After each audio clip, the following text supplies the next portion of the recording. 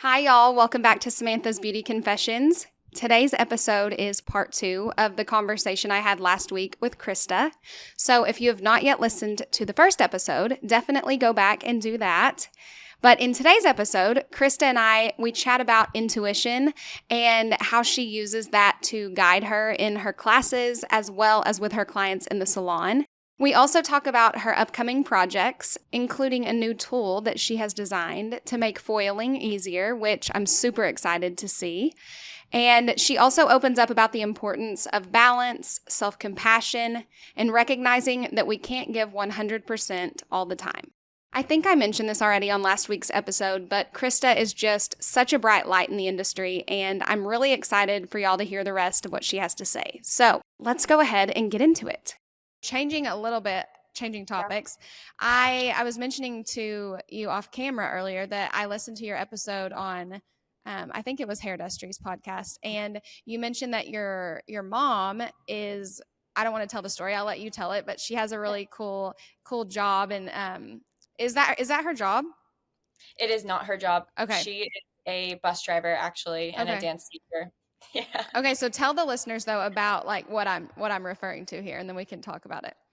Yeah, so my mom has a really cool gift. It's something that's been with me since growing up, and it's shaped who I am today and how I look at things. So my like number one supporter, my number one person is always been it will be and always will be my mom. She's my best friend. She's my number one supporter, and she's my mom. She's literally the most amazing person in the world, but she has an amazing gift of being able to connect to the other side, also known as a medium or a psychic, however you want to explain it.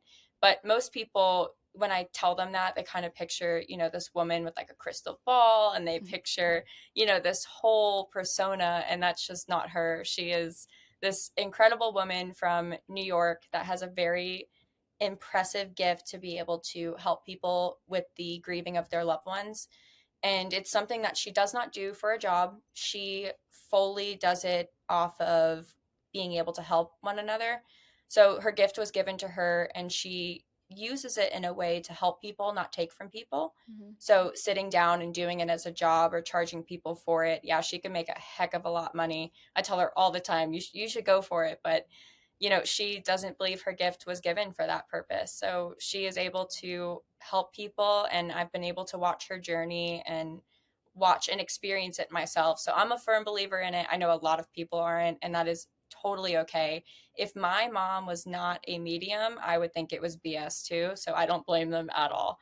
But yeah, Well, it's and true. I was just telling a client actually yesterday that one thing that I wish more people would just try to think about, consider, is never on this podcast am I trying to make someone believe something that they don't want to believe. But I do think that there's power in just listening to someone talk about something that you don't know about and maybe don't agree with, because you just may learn something. Like just for the simple fact of educating yourself and just hearing something that you're not used to hearing. Because again, it's just like if we live our lives never listening to another person's perspective or experience, then how freaking boring is that? So I mean, not trying to make people believe in this, but I think it's interesting. And, I don't have anybody, I don't think that has that gift. And I still think it's really cool enough to ask you about it. So, but do you feel like that has helped you? I don't know, like what are some ways that you think it has helped you throughout your life, whether it's professional, personal,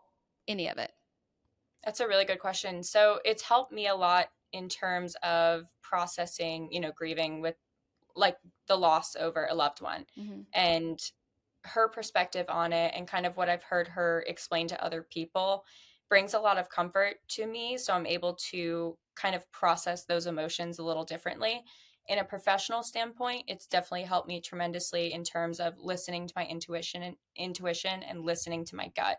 I use that a lot behind the chair. My tour this year is actually called my intuitive tour because I followed my intuition of going through my independent education. And I carry that through with behind the chair. When I foil hair, I don't just do a weave because I'm doing a weave. I'm doing it because, my gut's telling me that this is going to give me this result and this is what I should do in this moment. So it's carried through professionally in terms of listening to my intuition, listening to my gut, and also being able to kind of read a little bit of that energy with the client. So recently I've been opening up a lot on social media about not exactly clients not exactly loving their hair and how to navigate that. And that's helped tremendously because I'm able to use my intuition, but I also want to teach other people how to use those social skills who don't exactly know their intuition just yet. And they're able to use that and kind of guide them behind the chair. Mm-hmm. Yeah, it's Intuition. I feel like a very intuitive person myself, and that's hard to explain to people who maybe don't have that. I don't know if everyone. Do you think everyone has intuition? 100%. So my mom has always said everybody has the gift. Everybody has the gift. However, it just depends whether or not you are open to it. Mm-hmm. So that right there just tells people, okay, if I am open to this and then I allow it, then, more will come my way. But if I am closed off to it, you know what I mean? It's not going to work out. Yeah. So like as far as the clients and knowing the intuition with that, like do you kind of like what do you if you can share it? I know it's at your classes, but like is there any tidbits that you can share with people listening on kind of what to look for with body language or, verbal? I don't know how you teach it, but anything you share I feel like would help. Absolutely. So, biggest tip I have is we're doing these really long color services. They're like 4 hours. Clients are antsy. I'm antsy. I'm ready to see it. They're ready to see it. First thing I do is blow out the front of their hair and just like this section right here. So, not exactly like ear forward. I would say this little square right there. That is going to allow the client to kind of see their color, see the tone, and it'll give you a read for how the client feels about it. After I blow that out, usually if a client looks at their hair, if they're not saying anything, I could tell maybe they're holding off saying they like something. If they, lean forward and they're like, "Wow, it's so pretty," then I know they like their hair. So blowing out that little front person people, where am I coming from? Blowing out that little front section and then asking the client like, "Hey, how do you feel about the color? Like, how do you feel about the tone?" The way they respond in terms of like, "Yeah, it's nice." Like if they're very short with their answer, that tells me, okay, they're hiding something. They don't exactly know how to speak up about it. Mm-hmm. Because being in the South, doing hair in the South, and being from the North, I'm used to people telling me how it is. Like, I like this or I don't like this. In the South, it's a little bit more of yeah, I like it. It's a little bit more of a people pleasing aspect. And I don't blame them. I am a people pleaser myself as well. So if they're short with their response, it tells me that there's something they may not like about it.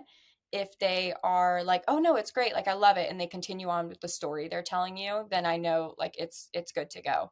But if a client gets a little bit more quiet, or if they're doing one of these motions where they're like turning a little bit to the side, I can tell they're looking at it and trying to gauge the color a little bit more. Yeah, and they keep like touching it and like turning their head as they touch it, and you're like, just go ahead and tell me. Yep, I'm I like, mean, I'm all about letting people tell me though. Like anytime I've ever had a client that's not 100% happy, and they text or they call and they feel bad, I'm like, oh no, like don't feel bad. Like we're all people, and we sometimes things don't go exactly how we planned for whatever reason, and sometimes a client just thought they would like something that they didn't like, but at the end of the day we as hairstylists should want them to be 100% happy, even if yeah. that means that, we have to go out of our way to like help them that first time. But then maybe the second time they want to do something crazy. We're like, remember, you didn't like that. And then you can kind of dodge things that way afterwards. Yeah, 100%. And listening to that gut too, if my gut's like, she hates it, it's hard sometimes to tell though. It's like, okay, is it my anxiety or does she actually hate it? Mm-hmm. So, little things I do to ensure me and ensure my feelings as well as the client is blowing out that front and seeing what their reaction is right then and there. Mm-hmm. Yeah. And one thing that I struggle with is like if I go home and I think they liked it, but they didn't 100% sell me. Sometimes I'll send them a text and just be like, hey, like if anything, in a week or so, if you aren't liking it, like text me, call me, we can get you back in. And that just sets my mind at ease. And I'm naturally an overthinker. And I think a lot of hairstylists are. We critique ourselves to a fault. But yeah, just over communicating, I think, is very important. And I think that's awesome that you teach that at your classes to help, baby stylists and people who've been in the industry for a while just get through it. It's hard out Yeah. there. Well, and I talk about this in my classes as well. It's so easy for clients to find a new hairdresser nowadays. It's so accessible. There's so many. Social media is so big. It's so easy for them to find someone new. So if you're not satisfying your client, they'll find somebody who will. And I think one of the biggest things we can do as a stylist is one, owning up to our mistakes, and two, making sure we open up the room for communication, because clients will never remember what you say. They'll remember how you make them feel. Mm-hmm. So I use that a lot in terms of how I communicate behind the chair, because they take that and they know that not only am I selling like a look, I'm also selling a feeling. Mm-hmm. And I think that people come to you for that feeling. I really do. I actually just had a client that I've done since I started doing hair, maybe like a year or two in. She has a new job now. She's just found out she's pregnant, and she already lived like an hour and a half from me. And this is baby number 4. And so she texted me yesterday and was like, I hate that I'm typing this, but I'm going to have to find someone closer to where I'm at because life is crazy. And at Yeah. the end of the message, she said, like, I just want to tell you that I love you and I appreciate you. And, like, she came to me for all those years because of me more so than what I was doing in my chair. Yes, she liked it, but it's like we build these bonds with people and we want them to be beneficial on both sides. Yes, 100%. It's an even energy exchange, not just one or the other. Mm-hmm. Okay, Yeah. so what? I know you're doing a tour. You're going to continue that. You said next year, but what else are you? Do you have coming up? What are you excited about, or anything else you want to leave the listeners with? Oh, I do have some exciting things coming out in terms of like product wise, and I'm not talking hair product. I think there's so much of that on the market already, but in terms of efficiently foiling behind the chair specifically, I have something that when I first started in the industry, I picked up this one tool one day and I never put it back down. And I took that tool and I customized it to something that was a little bit easier and more manageable for hairstylists to use behind the chair. So that is coming out soon. I don't have a date exactly yet, but it will be launching. If you've looked at my page, you can kind of figure it out a little bit, maybe. Maybe here and Little there. We'll hints see, here and a there. little hint. Yeah, a little hint here and there, but something to help hairdressers quickly and efficiently foil behind the chair. And I'm Awesome. excited for that. I'm Yeah. excited to see. So you'll post that on your Instagram. Do you have a website that people can? I don't have a website yet. That's currently being made as well. So websites coming out as well as the product, and just a lot of new ways to get me in for education more. Another thing I'm really excited about next year is I'm focusing a little bit more on educating. So going to split my schedule that I'm doing behind the chair. That way I have a little bit more access to help people, not only in classes and in person, but also online. So that will all be on my website as well. So I'll post on my Instagram when that website is live. That way people can follow along from there. Okay, yeah, I'm going to be watching too. So everybody go watch. And then, okay, one last question, and this, I feel like anytime I ask people this, it kind of stumps them. So if you need to take your time, but what is something like some confession that you wish that you would have known prior to doing all that you're doing now that could maybe help someone who, is about to start their journey as an educator or even just their journey becoming a hairstylist? Okay, so say it one more time. A confession that I wish I'd known. Yeah, just something that you wish you would have known, whether it's like a lesson or just like, I don't know, a tip that you've picked up just through experience. Just because I know that a lot of people have the same, same things going on internally. So I like to just get some pro perspective from people. Yeah, I absolutely love this question. So my response would be I wish somebody had told me that you cannot give everything 100%. And when you're doing these things, you're like trying to spend time with family, trying to spend time with friends, loved ones, also working behind the chair and pursuing a goal, you can't give everything 100%. I wanted to be 100% an educator. I wanted to be 100% a hairstylist, 100% a best friend, 100% a daughter. Like, I wanted to do all these things and be there 100%, and you genuinely cannot, and that is okay. Mm-hmm. It is okay to not give everything 110%.